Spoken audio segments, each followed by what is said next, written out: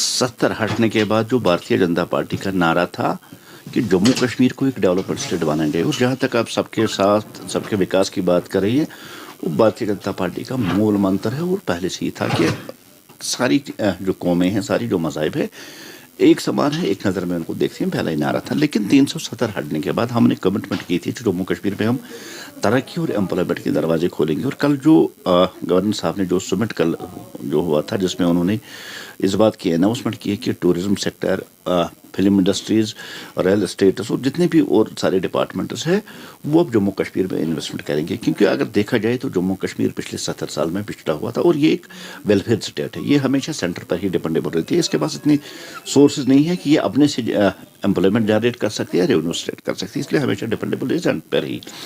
आज जो स्टेप अब गवर्नर साहब ने उठाया है, इसका हमें वेलकम करना चाहिए, खुशामदीद करना चाहिए। क्योंकि जम्मू कश्मीर में बेरोज़गारी 22% तक चली गई, और ये बेरोज़गारी एकदम ऊपर नहीं चढ़ती है। ये पिछले 70 साल से जो चलता रहा था, लगातार जो चलता आ रहा था। और यहाँ सब जानते हैं कि यहाँ जो हमारे एम्प्लॉयज़ हैं, उनके पे के लिए भी सैलरी वो पैसा नहीं होता है, इतनी गरीब स्टेट थी है। और यूटी बनने के बाद, 370 हटने के बाद जो नारा दिया गया था, उस डेवलपमेंट मॉडल को अब ज़मीन पे इम्प्लीमेंट करने के लिए कल जो पॉलिसी है, उस पॉलिसी को बनाया गया है, ताकि यहाँ के नौजवानों को एम्प्लॉयमेंट मिले और यहाँ डेवलपमेंट हो, जो हमने यहाँ पहले ही वादा किया था। इस बात को मंजर रखकर कल गवर्नर साहब का भी हमें शुक्रिया अदा करना कि उन्होंने इस बात को समझा, जो वक्त की डिमांड है, जो जम्मू कश्मीर का नौजवान चाहता है, जो देश का नौजवान चाहता है, वो यहाँ डेवलपमेंट हो, यहाँ तरक्की और एम्प्लॉयमेंट हो। अब कुछ कल पॉलिटिकल पार्टीज जिनकी हमेशा एक नेगेटिव पॉलिसी रही है जम्मू कश्मीर को लेके, क्योंकि उनको हर चीज़ में एक नेगेटिवनेस दिख रही है, क्योंकि उनकी जो सोचने की जो स्टाइल है वो हमेशा नेगेटिव रहा। उन्होंने 70 साल तक कभी 370, कभी अटानमी, कभी सेल्फ रूल, मुख्तलिफ ऐसे खोखले नारे दिए, जिनसे यहाँ के आम नौजवान का पेट ना तो भरा जा सकता है, और ना उनकी जो यहाँ बीमार लोग हैं उनकी इस दवाई के लिए पैसा आ सकता है।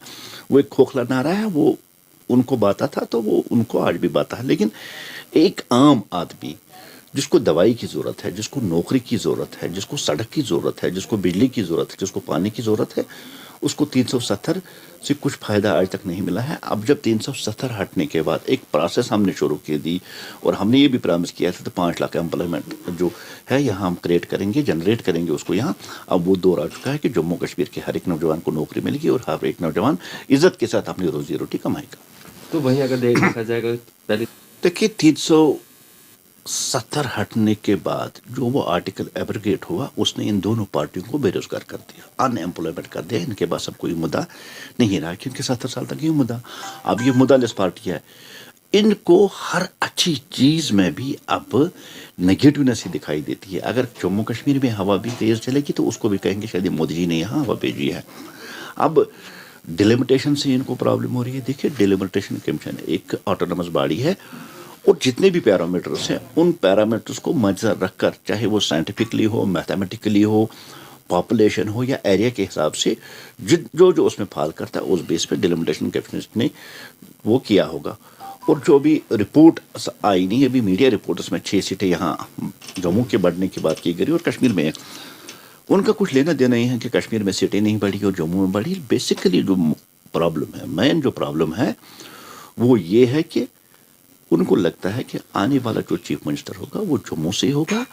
5 अगस्त 2019 को जो कुछ हुआ वो अपने आप में कोई मुकम्मल चीज़ नहीं थी। दरअसल वो उस प्रोसेस की शुरुआत थी जो कि आरएसएस और बीजेपी का डिज़ाइन और एजेंडा है जम्मू कश्मीर को लेके। और उसका लॉन्ग एंड शॉर्ट ये है कि जम्मू कश्मीर जो कि मुल्क की वाहिद मुस्लिम मेजॉरिटी स्टेट है, उसके लोगों को डिसम्पावर करना, डिसएनफ्रेंचाइज करना, यहाँ की डेमोग्राफी को चेंज करना, यहाँ की रिसोर्सेज को यहाँ से बाहर लेके जाना, एकदम लूट खसूट का आलम। हमारी ज़मीनों पे उनकी नज़रें, हमारी रिसोर्सेज पे उनकी नज़रें, हमारे मिनरल्स पे उनकी नज़रें, हमारे नौजवानों पे उनकी नज़रें। तो यके बाद दीगरे तब से एक के बाद एक एडमिनिस्ट्रेटिव ऑर्डर आता गया दिल्ली के ईमा पे, जो इन्हीं सारी चीज़ों की तकमील के लिए हो रहा है। एकदम ये जो अभी रिसेंट हमारी लैंड को ऑन सेल लगा दिया है, उस पर जो ठप्पा लगा दिया, उस पर जो बैनर लगा दिया, उसी प्रोसेस का एक हिस्सा है। बिल्कुल जिस तरह ईस्ट इंडिया कंपनी हिंदुस्तान के साथ 200 साल तक करती रही, बिल्कुल वही तर्ज अमल बीजेपी आरएसएस की हुकूमत जम्मू कश्मीर को लेके कर रही है।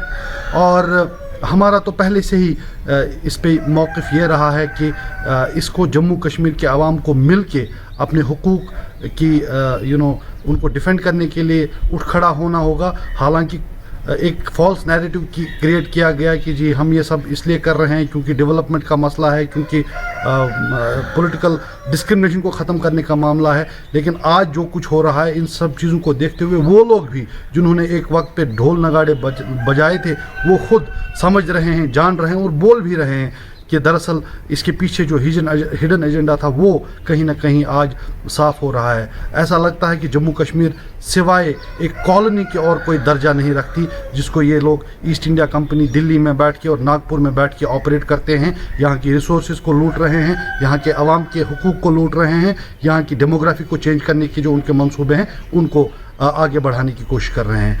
हम इसके ख़िलाफ़ जद्दोजहद जारी रखेंगे और हमें उम्मीद है कि जम्मू कश्मीर और लद्दाख का एक एक फ़र्द इस लड़ाई में हमारे साथ रहेगा।